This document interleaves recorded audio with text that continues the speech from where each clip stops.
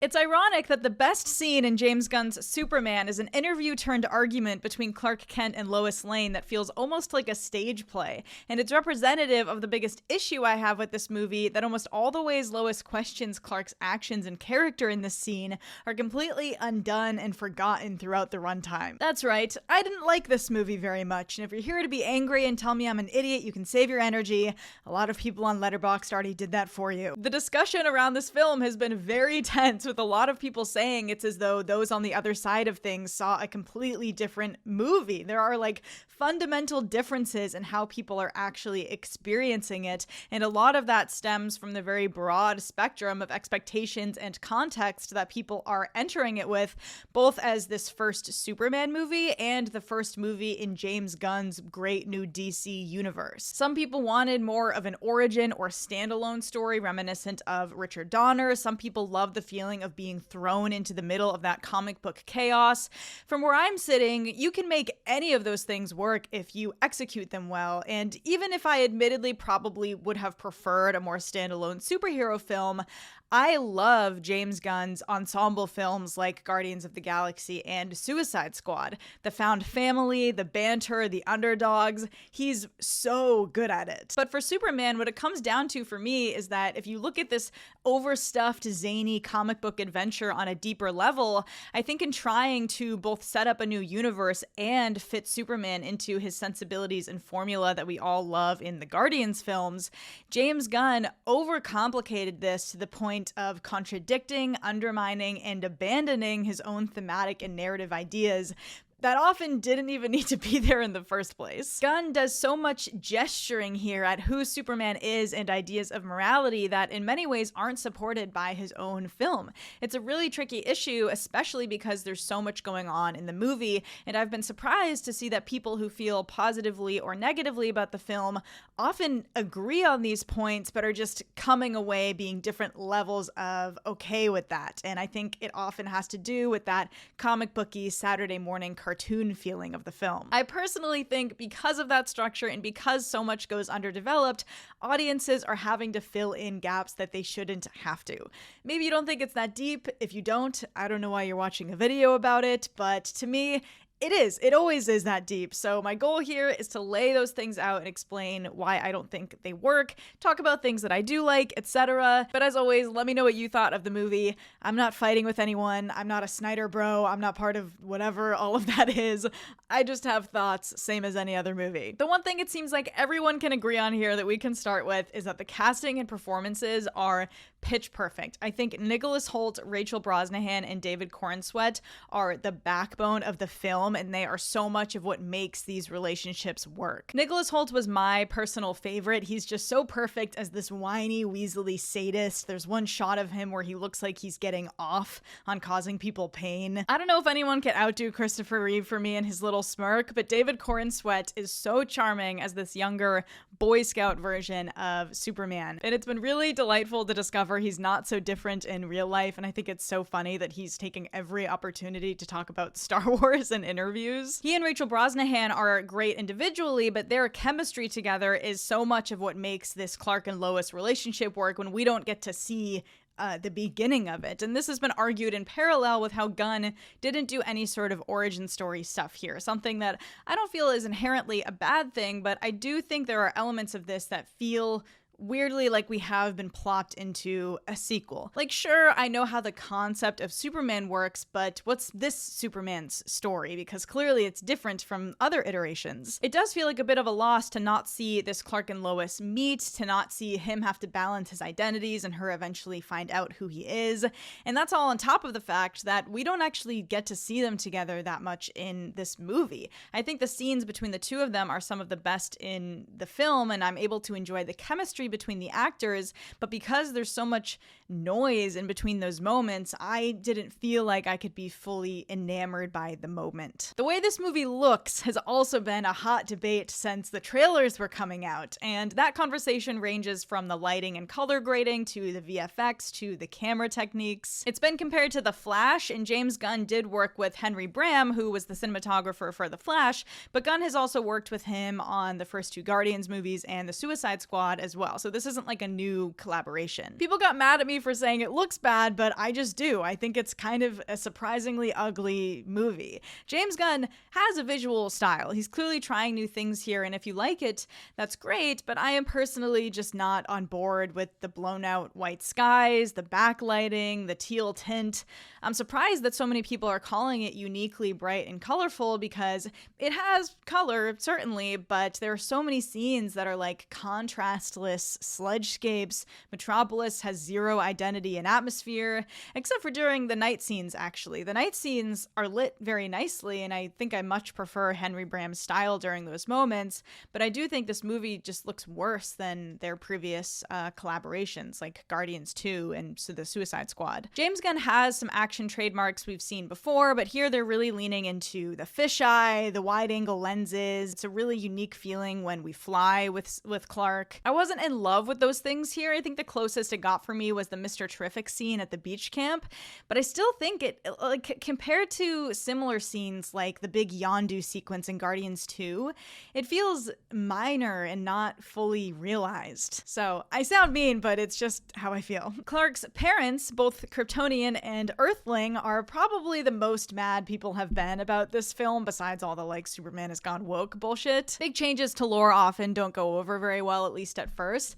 I didn't like all of this stuff, not for that reason, but because I think, again, something that happens a lot throughout the film, Gunn has created and inadvertently undermined his own thematics. Basically, Lex steals and recovers the rest of the message from Superman's Kryptonian parents. It is not doctored. I know there's been some confusion about that, but it's definitely real, and we learn that they sent Clark to Earth to rule over them, to take many wives and spread his seed and have a secret harem and give Krypton a new life. This is what leads to the moment in Smallville where Supes is recovering. We get the Pa Kent speech, and not being defined by who your parents are is a nice message. The problem is that James Gunn already made this movie about how Superman is an immigrant and has become a scapegoat for America's problems and dehumanized and baselessly slandered. I really liked the detail of how Lex and his cronies are always referring to Superman with dehumanizing language like thing and it and Kryptonian and alien. But the introduction of this parents reveal, I think, completely obscures and overcomplicates all of that. I don't understand why you would pose Superman as this hopeful humanist immigrant story and then make the only representation that we see of the culture he comes from like evil imperialists and make him have to renounce that and choose his Midwestern parents as his real parents by the end of the film, who are portrayed as simpletons, which is also a little weird. I've seen arguments for both sides of this. Again, I think they're interesting ideas in isolation, but I think Gunn shoots himself in the foot by doing both, especially because he doesn't really take the time to sit in what they mean to Clark. That applies to a lot of these things. I don't hate the idea, I just hate that it's so fleeting. Then we have the Boravia stuff, which is another big hot button. I really like how explicitly political it is. I think it's a closer analog to Israel and Palestine, but you know, whatever people are reading into it, Russia and Ukraine. I don't think it's the most leftist movie of all time that's going to save us, but it is a bold and relevant message. It will always be relevant. But to bring it back to the interview scene between Clark and Lois, after seeing that scene, I was so excited to see this movie about this young Superman's burden of responsibility across the globe and using his dynamic with Lois and how they're different to interrogate his methods and potentially even critique his thoughtlessness when basically committing a war crime. But it's another thread that gets lost in the shuffle. Like, you can make an entire movie about Superman's actions abroad and have the parallel of journalistic ethics, like really center where Lois is coming from and how she challenges him. One of my favorite moments in theory is when the Daily Planet crew is trying to get this expose about Lex out to the public in time, but it feels like a D plot amidst everything that's going on. And at the end of the day, the way that Lois questioned Clark's actions are overshadowed by the fact that Lex was behind everything and Superman is pretty much vindicated. Those things aren't really reckoned with or followed up on at all, which I think is important to do if you're going to set that up, despite the leader of Boravia maybe being a Netanyahu proxy and his death being relished by all of us. Thank you, Hawk Girl. And speaking of, it's interesting that it's the Justice Gang who show up to save the day in Jarhanpur. I love Guy Gardner's line of Superman couldn't come so you get an upgrade. It is not lost on on me that the intent here is probably that Superman inspires hope in others, and despite not wanting to get involved, they eventually decided to join Superman in helping people and doing the right thing. That's a nice thought, but I say probably because it's not shown in the movie at all. The only evidence that we get of this change of heart is Superman saying that he called in some friends and them showing up.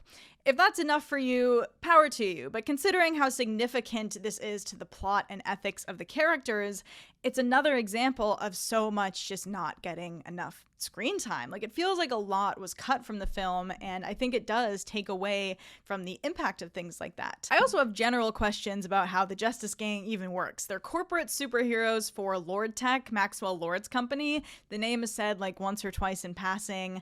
Are they breaking their contract with Lord Tech to be there? Did Lord Tech approve? I guess we'll never know, or we'll find out in another movie, something that has been a response to a lot of elements in this film, and that I, at this point, just find a little exhausting. And it is relevant to what's going on in this movie, especially given Luthor Corp's role as a billion-dollar corporation pulling the strings of US involvement overseas. But whatever. And with the whole Hammer of Boravia turned Ultraman turned Superman clone, I'm fine with that whole thing just being a fact of life. I think it's fun. People in comic books get cloned, like, I'm totally with you. I'm not so much on board with him just being done away with at the end of the film, as far as we're concerned. Dead, out of commission, like, not a robot, a human being who is essentially enslaved by Lex, and Superman has like no reaction. Again, some people have said that he could come back in future films, but that has no bearing on this film. Superman doesn't know that. But anyways, there's a lot more I could say. Positive things too. Skylar Gisondo, bien. I love him. I love his portrayal of Jimmy Olsen. I will say, I'm sorry, I do think the execution of Eve is vaguely misogynistic, and her being the butt of the joke contradicts the sympathy we're supposed to feel for Lex's abused girlfriends.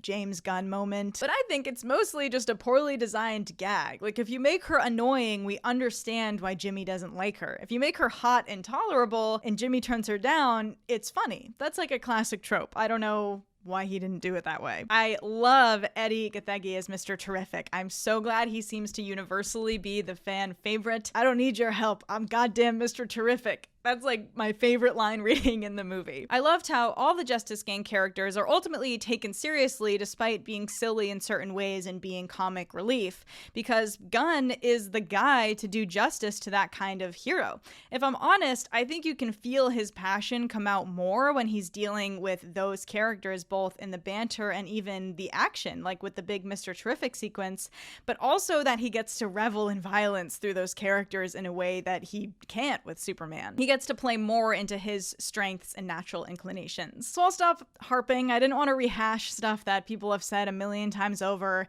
Crypto is adorable, blah, blah, blah, but I hope I've done an okay job of explaining why just about none of the narrative and thematic threads Gunn is attempting here came together for me, and if I'm honest with myself, I didn't really feel a compatibility between him and Superman that made me stop wishing someone else had taken on this character, even if I feel like he created some good moments. Saving the squirrel is super cute. So I'm going to give Superman 2.5 out of 5 stars. I came around a little bit on my second watch, mostly just like accepting it for what it is. I'm deadly curious to see how this movie ages, especially as we see more and more the direction that this new DC universe is going, because I honestly think this kind of just feels like it's a Marvel movie, and we're already seeing a lot of stuff from the studio and Zaslav about how they're doing 2 movies, a show, an animated series, and they have this big 10-year plan. Welcome back, the MCU. But we obviously know that James Gunn cares a lot about this material and these characters, wants to do it justice and bring in really talented people to bring them to life.